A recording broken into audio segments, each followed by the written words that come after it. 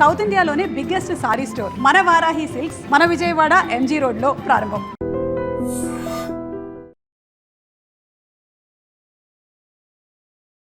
Hi hello నమస్తే, welcome back to our channel. నేను మీ వైషు. మధ్యప్రదేశ్లో ఒక జంట వాళ్ళు పెళ్లి చేసుకున్నారని చెప్పేసి వాళ్ళకి లేని బాధ, వాళ్ళ ఫ్యామిలీకి లేని బాధ మొత్తం ఇన్స్టాగ్రామ్లో ఉన్న యూజర్స్కి, యూజ్ చేసే వాళ్ళందరికీ గోల్డ్ డిగ్గర్ ఆమె, గవర్నమెంట్ జాబ్ ఉన్నట్టు అందుకే పెళ్లి చేసుకున్నారు, లేకపోతే అంత నల్లగా ఉన్న వాళ్ళని ఆవిడెట్లా పెళ్లి చేసుకుంది అని చెప్పేసి కామెంట్లు చేస్తున్నారనమాట. అంటే ఫెయిర్ స్కిన్ ఉంటేనే మనుషుల, డార్క్ స్కిన్ ఉంటే వాళ్ళు మనుషులుగా కన్సిడర్ చేయరా? డార్క్ స్కిన్ ఉంటే తప్ప? ఇండియన్గా ఉంటే డార్క్ స్కినే ఉంటుంది కదా బేసిక్గా. ఎందుకని అంత ట్రోల్స్కి గురయ్యి వాళ్ళ మానసిక స్థితిని ఇబ్బంది పెట్టే అంత ఘోరంగా జనాలు మారిపోతున్నారు?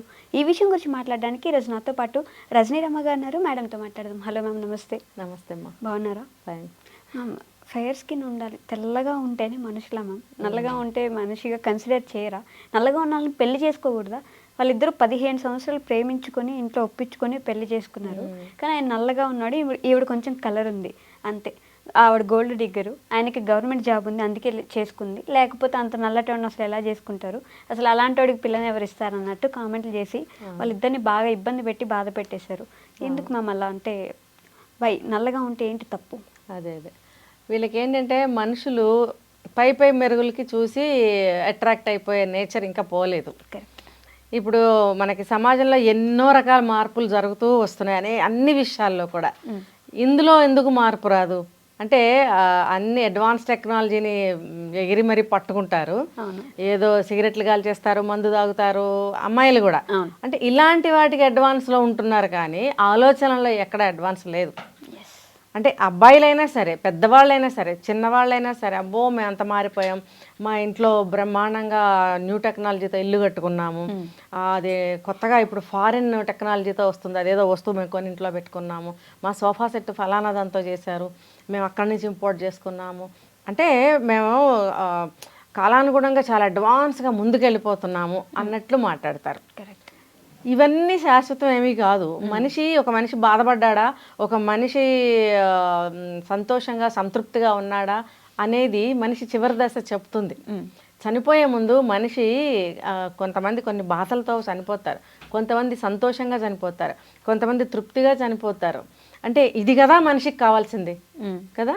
ఆత్మావలోకనం చేసుకోవాలి ఎవరైనా సరే. మనం డెవలప్ అయ్యాము అంటే ఏ రకంగా డెవలప్ అవుతున్నాము, పక్క మనిషిని ఒక మనిషిలాగా చూడలేకపోతున్నాము. రంగుల్లో వ్యత్యాసం, మాటల్లో వ్యత్యాసం, పనుల్లో వ్యత్యాసం, బుద్ధుల్లో వ్యత్యాసం, మరి అన్నిటిలో కూడా ఇలాంటి వ్యత్యాసాలు చూపించడం వల్లనే కుటుంబాలు కలిసి ఉండలేకపోతున్నాయి.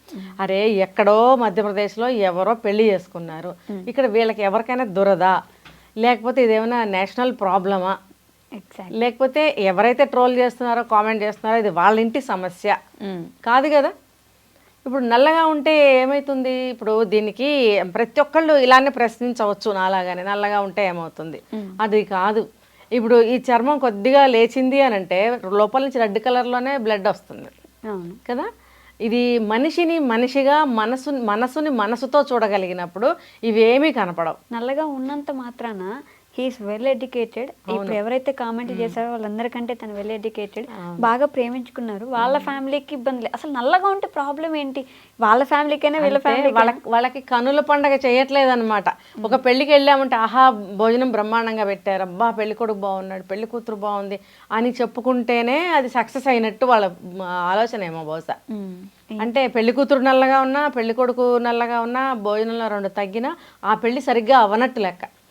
అంటే వాళ్ళ ఆలోచనలు ఎక్కడున్నాయి? అది అట్టడుగులో ఉన్నాయి, అంతే కదా.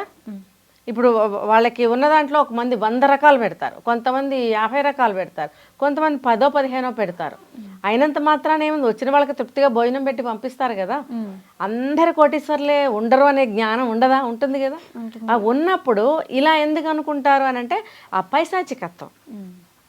ఎదుట మనిషి ఏడిస్తే నాకు ఆనందం, నా ఈగో సాటిస్ఫై అవుతుంది. అలాగే ఆ ట్రోల్ చేస్తే వీళ్ళకి తృప్తి అనమాట. రే చూడరా వాడు ఎలా ఉన్నాడో, ఎలా చేసుకుందరా. ఇంకా డీప్గా వెళ్తే దరిద్రపు కామెంట్స్ కూడా వాళ్ళు చేసుకుంటూనే ఉంటారు. అసలు ఇప్పుడు వాళ్ళిద్దరు కూడా మాట్లాడుతున్నారు, మేము చేసుకున్నాం, మాకు ఎటువంటి సమస్య లేదు. అసలు రంగుతో సమస్య ఏంటి? కాళ్ళు లేకపోతేనో, చెయ్యి లేకపోతేనో, ఒక కన్ను లేకపోతేనో, ఉద్యోగం లేకపోతేనో, తాగుడు అలవాటు ఉంటేనో ఇబ్బందులు. కానీ రంగు తక్కువైతే ఏమవుతుంది? రంగు తక్కువ చిచి, నేను కూడా తప్పే మాట్లాడుతున్నాను. ఇప్పుడు ఈ సృష్టిలో ఎన్ని కలర్స్ ఉన్నాయి వైషు? అవును, ఎన్నో రీమిక్స్లు చేసి, ఆ మిక్స్లు చేసి, ఈ మిక్స్లు చేసి కొన్ని వందల వేల రంగులు ఉన్నాయి కదా సృష్టిలో. కరెక్టే. ఏది ఇది రంగు కాదు అని నువ్వు చెప్పగలవా? చెప్పలేంగా కదా. ఈ కలరే కరెక్ట్ అని కూడా ఎవరు చెప్పలేరుగా. కరెక్ట్. అన్ని రంగులేగా సృష్టిలో. మరి సూర్యుడు వెళ్ళిపోగానే మనకి చీకటి అయిపోతుంది. చీకటి అయిపోతుందని మనం లైట్లు వేసుకుంటాం. కానీ లైట్లు తీసే నువ్వు బయట అంత చీకటేగా. చీకటిని నువ్వు పనులు అవ్వవు కాబట్టి మనం లైటింగ్ పెట్టుకుంటున్నాం. కానీ అది ఒక చీకటి ఉందిగా, అదొక రంగు ఉందిగా, సృష్టిలోనే ఉంది. మనం సృష్టించిన రంగుల్లో నలుపు ఉండడం కాదు, సృష్టిలోనే ఉంది నలుపు ఉంది. మనకి ఉన్న ఒక ఏరియాని బట్టి, అక్కడున్న వాతావరణాన్ని బట్టి మనిషి యొక్క మెలనిన్ అని ఒకటి ఉంటుంది. దాని ప్రభావాన్ని బట్టి రంగు అనేది తక్కువ ఎక్కువ ఉంటారు. ముఖ్యంగా ఈ ఎంపీ అంటే కూడా ఉష్ణమండల ప్రాంతమే, వేడే ఉంటుంది అక్కడ కూడా. వేడి ప్రాంతాల్లో వాళ్ళు సహజంగా 80% రంగు తక్కువ వాళ్ళే ఉంటారు. ఎందుకనంటే ఆ వేడి ఉష్ణోగ్రతకి అది జెనెటికల్గా అలా వస్తూ ఉంటుంది ఆ రంగు, అంతే. అది అందరూ ఎందుకు ఉండరు అని అంటే అది పూర్వానికి వెళ్ళాలి. మళ్ళీ మనం ఎక్కడికో వెళ్ళిపోవాలి, జీన్స్ ఎక్కడి నుంచి ఒక బ్రీడ్ వచ్చి కలిస్తే వాళ్ళు తెల్లగా పుడుతూ వస్తున్నారని మనం చెప్పాలి. నిజానికి మన చరిత్రలోనే ఉంది ఇది. ఓకే, వాళ్ళిద్దరు అనడం ఏంటంటే, మేమిద్దరం చదువుకున్నాము, ప్రేమించుకున్నాము. ట్రోల్ చేసే వాళ్ళు ఎలా అంటే, వాళ్ళు ఇప్పుడు ఇది ట్రోల్ చేస్తే వీళ్ళు హ్యాపీగా ఉంటున్నారు, కానీ వాళ్ళు ఇంకా ధైర్యంగా మీడియా ముందుకు వచ్చి మాట్లాడారు. ఎంతోమంది ట్రోల్కి గురైతే మా వల్ల కాదు, ఇంకా మేము బ్రతకలేమని చెప్పేసి వాళ్ళు ప్రాణాలు తీసుకునే వాళ్ళు చాలా మంది ఉంటారు కదా. ఎందుకు ఇలా ట్రోల్ చేసేది అవసరం లేదు కదా. అదే ఆ మాటకే వస్తున్నాయి. ఇప్పుడు వీళ్ళు ఎంతమంది ట్రోల్ చేసినా కూడా వాళ్ళు సీరియస్గా తీసుకోవాల్సిన అవసరం లేదు. ఏముందమ్మా ఇందులో? అస్సలు ఏమన్నా ఉందా? నన్ను అడిగితే అసలు ఇందులో ఏమీ లేదు. కాకపోతే ఏంటంటే వాళ్ళు కానీ వీక్ మైండ్తో ఆలోచిస్తే అన్న పాయింట్ మీద మాట్లాడాల్సి వస్తే అలా ఆలోచించాల్సిన పని కూడా లేదు. వాళ్ళు హ్యాపీగా లైఫ్ లీడ్ చేయొచ్చు చాలా బ్రహ్మాండంగా. కొన్ని వందల లక్షల మంది నలుపుగా ఉన్నారు. ఉంటేమి వాళ్ళకి చదువులు రావట్లేదా, ఉద్యోగాలు రావట్లేదా, పెళ్ళిళ్ళు అవ్వట్లేదా, పిల్లలు పుట్టట్లేదా? ఇదేమన్నా ఒక వింతనా? ఏం వింత కాదే, ఏమీ వింత కాదు. మన కొన్ని ఏరియాస్లో అలాగే ఉంటారు. అసలు వాళ్ళు హ్యాపీగా ఉన్నారు. ఇలాంటి ట్రోల్స్ని, కామెంట్స్ని వాళ్ళు పట్టించుకోవాల్సిన అవసరమే లేదు, అస్సలు అవసరం లేదు. ఇవన్నీ చూసి వీళ్ళు మళ్ళీ ఒక ఇంటర్వ్యూ ఇవ్వటం అనేది కూడా అనవసరం. ఎందుకంటే ఇప్పుడు కుక్కలు 10 అరుస్తూ ఉంటే మనం ఏమాత్రం రియాక్ట్ అయినా మన మీద పడి పీకేస్తాయి. మనం చూడనట్టుగా సైలెంట్గా వెళ్ళిపోతే దాని దారిని అది అరుచుకుంటూ పక్కకు పోతుంది. అంతేగాని మనం పనిగట్టుకుని వచ్చి మనం కూడా పో అని ఒక రాయి వేసామంటే మళ్ళీ తిరిగి మన మీద పడతాయి. ఇప్పుడు వీళ్ళు రియాక్ట్ అవ్వటం అనేది ఒక పెద్ద పొరపాటు. రియాక్ట్ అవ్వాల్సిన అవసరమే లేదు. మీ బంధువులందరికీ ఇష్టం, మీ పేరెంట్స్కి ఇష్టం, ఖుద్దు మీ ఇద్దరికి ఇష్టము. ఎన్నో సంవత్సరాలుగా మీరు ఇష్టపడి ప్రేమించి పెళ్లి చేసుకున్నారు. ఒక మంచి చదువు తీసుకొచ్చినటువంటి సంస్కారం ఆ అబ్బాయి ఫేస్లో ఎంత బాగా రిఫ్లెక్ట్ అవుతుందో అది ఆ దృష్టితో చూసిన వాళ్ళకి అర్థమవుతుంది. ఎంత నైస్గా మాట్లాడుతున్నాడు చూడండి. అవును కదా, కరెక్ట్. వాళ్ళు అసలు ఇద్దరు చాలా మంచిగా వెల్ ఎడ్యుకేటెడ్ ఉన్నారు. వాళ్ళు ఏమంటారు, మేము ఇష్టంగా పెళ్లి చేసుకున్నప్పుడు కుదిరితే గాడ్ బ్లెస్ యూ అని దీవించాలి, కానీ ఇట్లాంటి పిచ్చి మాటలు మాట్లాడి మమ్మల్ని ఎందుకు హర్ట్ చేయడం. అవునవును, అంటే వాళ్ళు ఇలా వాగే వాళ్ళని ఇట్లా వాగద్దు అని చెప్పడానికే వాళ్ళు ఇంటర్వ్యూ ఇచ్చుంటారు. అయితే ఇది వాళ్ళే చెప్పారు కాబట్టి బుద్ధి తెచ్చుకోవాలి. అంతేగా. ఇప్పుడు పెళ్లి జంట ఎలా ఉన్నా సరే పెళ్లికి వెళ్ళిన వాళ్ళందరూ అక్షంతలు వేసి ఆశీర్వదించే వస్తారు కదా. సుఖంగా వర్ధిల్లండి పిల్లా పాపలతో అని చక్కగా దీవించే వస్తారు కదా. అలా మీరు కూడా దీవించండి. ఒక కొత్త జంటను ఏమైనా ఆశీర్వదిస్తారు, పిల్లా పాపలతో సంతోషంగా సుఖంగా ఉండండి అని అందరూ ఆశీర్వదిస్తారు. ఆ పని చేయాలి. ఆ పని చేయకుండా నల్లగున్నావు, తెల్లగున్నావు, పొట్టిగా ఉన్నావు, పొడుగ్గా ఉన్న వాళ్ళకి అవసరమా? అంటే వాళ్ళిద్దరు సహజీవనం ఎలా కలిసి ఉంటున్నారో మీరు చూడాలా? మీరు చూడటం కోసం వాళ్ళు అన్ని మీకు చూపిస్తారా? మీకేమీ నష్టం ఏం లేదు కదా. వాళ్ళు ఎలా ఉంటారో ఏం చేసుకుంటారో మీకు అనవసరం. గూనివాడికి వెనకాల గూని ఉంటే వాడు వాటాగా ఎలా పడుకోవాలనుకుంటాడో అలాగే పడుకుంటాడు. నువ్వు చెప్పినట్టు నువ్వు ఉండమన్నట్టు వాడు ఉండగలడా? ఎవరి విషయమైనా అంతే. ఎవరికి సంబంధించినంత వరకు వాళ్ళ ఇష్టానుసారంగా వాళ్ళకి కుదిరినట్టుగా వాళ్ళ జీవితాన్ని నడుపుకుంటూ ఉంటారు. ఈ పని పాట లేక గాలి ఏమంత తిట్టాలి ఇంకా వీళ్ళని, ఈ గాలి వెధవాళ్ళందరూ కూడా అసలు నిజంగా చెప్తున్నా, వీళ్ళకి పని ఉండదు, ఒక చదువు ఉండదు, ఒక కుటుంబం పట్ల ఒక బాధ్యత ఉండదు, ఒక విలువలు ఉండవు వీళ్ళకి. గాలి ముండాగొడుకులు అంటారు కదా. ఇలాంటి వాళ్ళు చేరి ఇలాంటి కామెంట్స్ చేస్తూ ఉంటారు. అదే సాంకేతిక పరంగా మనం ఏమో పైకి వెళ్తూనే ఉంటాం, కానీ బుద్ధి పరంగా మాత్రం మళ్ళీ అదే గ్రూపు ఈ టెక్నాలజీని ఉపయోగించుకుంటారు. మొబైల్స్ లో కానీ, ల్యాప్టాప్స్ లో కానీ, వాటి కంప్యూటర్స్ లో కానీ. మరి మీకు ఇవన్నీ ఇంత టెక్నాలజీ ఇంత అడ్వాన్స్ గా నేర్చుకుంటూ ఉండి మరి ఈ ఆలోచనలు ఎందుకు? లీస్ట్లో ఆలోచనలు అంటే మీరు ఏ స్థాయిలో ఉన్నారో దీన్ని బట్టి చెప్పచ్చు. అధమ స్థాయిలోనే ఉన్నారు వీళ్ళు. రేపొద్దున ఎవరు చెప్పొచ్చారు వీళ్ళకి దొరికే జంట ఎలా దొరుకుతారో ఎవరికి తెలుసు? అంటే ఏదైనా సరే తన దాకా వస్తే గానీ తెలియదు అని అంటారు. ఒక పని జరిగింది అంటే ఎప్పుడు కూడా డిస్కరేజ్ చేయకూడదు, ఎంకరేజ్ చేయాలి, గో హెడ్ అనాలి. అంతే అబ్బాయి నువ్వేం బాగుపడతావురా, నువ్వు నాశనం అయిపోతావురా, నువ్వు అటు వెళ్ళావంటే బురదలో ఇరుక్కుపోతావురా, నువ్వు వాళ్ళని నమ్మావంటే సర్వనాశనం అవుతావురా, ఇలా మాట్లాడకూడదు. అసలు పొగడకపోయినా పర్లేదు కానీ నీకు అవసరం లేదు కదా, అంతే కదా. కాస్త చూసుకుని వెళ్ళు నాన్న అనాలి కానీ నువ్వు మునిగి చస్తావు, నాశనం అయిపోతావు అనే మాటలు మాట్లాడతారు. సర్వనాశనం అయిపోతావు, నేల నాకిపోతావు అంటే అన్నీ నీకే తెలుసు. ఇక్కడ వాళ్ళకి ఏం తెలియదు. నువ్వు చెప్తే అతను బాగుపడతాడు, నువ్వు చెప్తే అతను నాశనం అయిపోతాడు. అంటే ఏంటంటే అంత ఈగో అన్నమాట, అంత పొగరుగా ఆలోచిస్తూ ఉంటారు. వాళ్ళదే కరెక్ట్.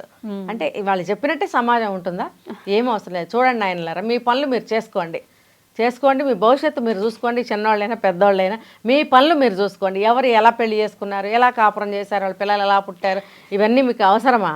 ఎంతోమంది పరాయదేశీయులు వచ్చి ఇక్కడ మనకి గోతులు తవ్వినప్పుడు నోరు మూసుకుని కూర్చున్నారు.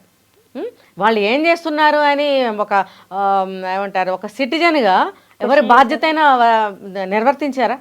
అలాంటి వాళ్ళు మన ఇంటి పక్కన అద్దెకు తీసుకుని కాపురాలు చేస్తూ మనకే దేశద్రోహం చేసిన పరాయ దేశస్తులు ఎంతో మందిని ఈ మధ్య కాలంలో పట్టుకున్నారు. అది ఒక పోలీసులదేనా, గవర్నమెంట్దేనా బాధ్యత? ఒక సిటిజన్ కి అవసరం లేదా?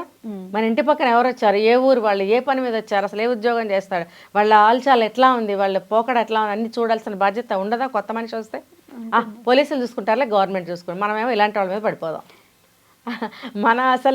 అసలు మన బాధ్యత ఏంటి? అది వదిలేసి వదిలేసి ఎక్కడో ఏదో వదిలేసి దాన్ని పట్టుకుని వేలాడుతూ ఉంటారు. అంటే ఏంటంటే బాగుపడటం ఇష్టం ఉండదు వీళ్ళకి, ఉండదు. వీళ్ళ జీవితంలో లేకపోతే వాళ్ళ జీవితంలో ఉండకూడదు. అంతే. అందుకని రే బాబు మీ పనులు మీరు చేసుకోండి. వాళ్ళు తెలుగు వాళ్ళు, హిందీ వాళ్ళు చెప్పమని హిందీలో కూడా చెప్తా కానీ మీ పనులు మీరు చేసుకోండి. ఎవరు ఎట్లా ఉంటే మనకెందుకు? ఇప్పుడు ఇంత పొట్టిగా ఉన్న వాళ్ళు కూడా పొడుగు వాళ్ళని చేసుకుంటే పొడుగు పిల్లలు పుట్టడం లేదా? పుడతారు కదా. వాళ్ళ మధ్యన ఉన్న అదేమంటారు ఒక స్నేహం, ఒక ప్రేమ, కలిసి జగలం అనేటువంటి భరోసా, నమ్మకం ఒకళ్ళ మీద ఒకళ్ళకి ఉండబట్టే ఏ ఇద్దరైనా సరే ఇలాంటి జంటల్లో పెళ్లి చేసుకోవటం అనేది జరుగుతుంది. అసలు మీరెవర్రా బాబు వెళ్ళి ఇలా ఉంది అలా ఉంది అనడానికి అసలు మీకేమి అర్హత ఉంది? అసలు ఏ రైట్ ఉంది? అసలు ఏమీ లేదు. ఊరికే వాగటం అనమాట, వెళ్ళే వాళ్ళని వచ్చే వాళ్ళని చూస్తూ వాగటం, అంతే. అంతే. Okay ma'am, thank you. నిజంగా ప్రస్తుతం ఉన్నటువంటి సమాజం దేనికి ప్రయారిటీ ఇస్తుంది? ఆర్థిక సంబంధాల చుట్టూ మాత్రమే తిరుగుతోంది. మళ్ళీ ఎన్నికలంగానే చాలా విరక్తి కలుగుతాను. మంచి అనిపిస్తుంది కదా, లేడీస్ కూడా ఛాలెంజింగ్ జాబ్స్ చేసినప్పుడు చాలా బాగుంటది. ఫుడ్ డెలివరీ ఇవ్వటానికి వెళ్ళినటువంటి డెలివరీ బాయ్ అనిల్ పై కళ్ళ ముందు